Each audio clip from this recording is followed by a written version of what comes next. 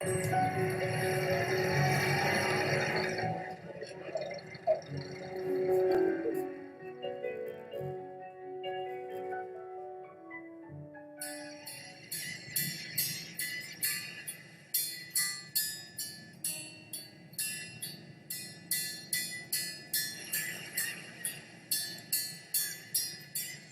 hennar, 1814. Hver hefði trúað því að einu sinni máttu konur ekki klæðast buxum á Íslandi?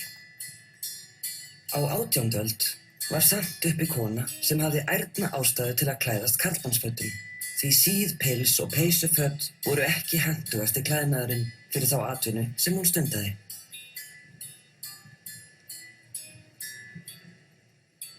Þuríður Einarsdóttir var ein fræknasta kvensjóhetja 19. aldar.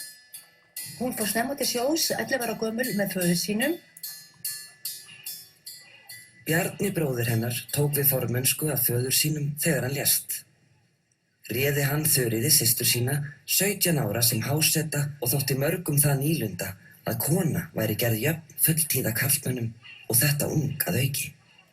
En hásetum líkaði fljótt vel við Þuríði.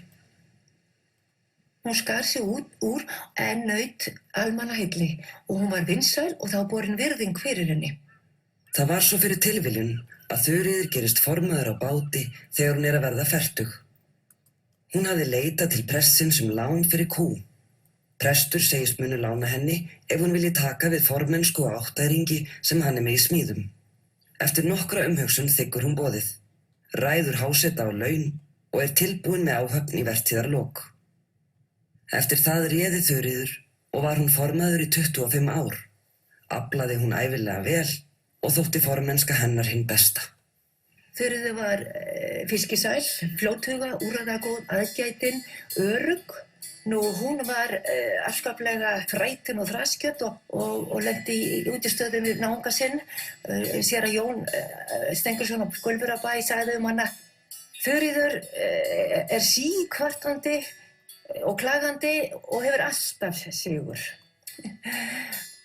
Sjómenn á þessum tíma klæddust skinnfötum, en augljóst að konur geta ekki klæðst kvenfatnaði undir slíkum galla. Þuríður vandist því snemma að bera karlmannsbúning og þótti það betra sem von var. Framan af notaði hún kvenmannsbúning heima við, í kirkju og á mannamótum. Þegar framliðu stundir fór hún þó æ oftar að bera karlmannstreyju og karlmannshatt á samkomum, en var þó í pilsi að neðanverðu yfir buxurnar. Hún gekk í karlmannsfötum, síðum frakka með pípuhatt eða svona háan hatt og keyri, spiksparaði svona á róðskóm. Eitt sinn var Þuríður úti við að fást við bikun á vorbáti sínum, klædd karlmannsfötum og ekki sem best til fara.